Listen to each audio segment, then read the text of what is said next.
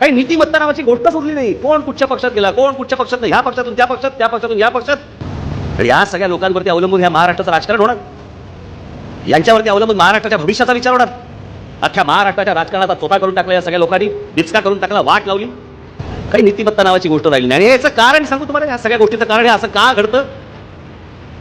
याचं कारण आपण घडलेल्या घटनेवरती आपण फक्त हसतो, आपण सोडून देतो, आपण विचार नाही करत या गोष्टींचा. ते झालं, सोडून दिलं. या महाराष्ट्रामधला उद्योगधंदा हा तुम्ही तिथे गुजरातला वळवण्याचा प्रयत्न करतात.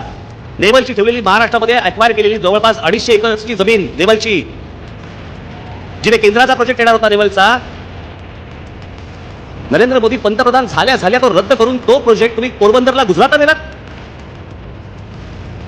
आणि कसा विश्वास ठेवायचा.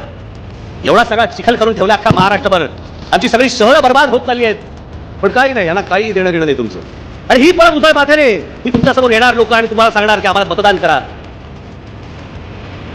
काही लाज शरम नावाची काही गोष्ट सुटली नाही, प्रगतीचा विचार नाही. या महाराष्ट्राच्या तरुणाला आणि तरुणींना काय हवंय, भविष्याकडे बघतायत, कशा आशेने बघतायत, त्याच्याबद्दल काही विचार नाही आमच्या मनात. तुमच्या मनगटात जर ताकद असेल, याला सगळ्यांना हटवून द्यायची इच्छा असेल, तर तुमच्या मनामधला आत्मसन्मान जर जागा असेल, तरच हा राज ठाकरे तुमच्याशी बोलेल. बाबासाहेब पुरंदरेंचं एक वाक्य आहे, ज्या दिवशी समाजातला आत्मसन्मान मरतो ना, त्यावेळेला उठतात फक्त प्रेत, नुसती प्रेत.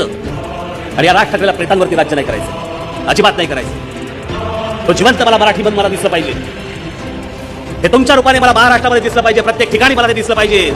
तर काही करण्यात अर्थ आहे, तर काही गोष्टी करण्यात अर्थ आहे. तर काय उपयोग आहे सगळ्या गोष्टींचा. बरं भरायचं, भाषण फक्त ठोकायची, हे काय नुसती फक्त मतदान करायचं, एक करमणुकीचा कार्यक्रम नाही आहे निवडणुका म्हणजे. हा महाराष्ट्राच्या भवितव्याचा प्रश्न आहे, महाराष्ट्राच्या येणाऱ्या पुढच्या पिढ्यांच्या भवितव्याचा प्रश्न आहे. तो या नादान लोकांच्या मागे टाकू नका. ही वेळ अशी सतत वारंवार येत नसते. आता तुम्हाला संधी आली आहे.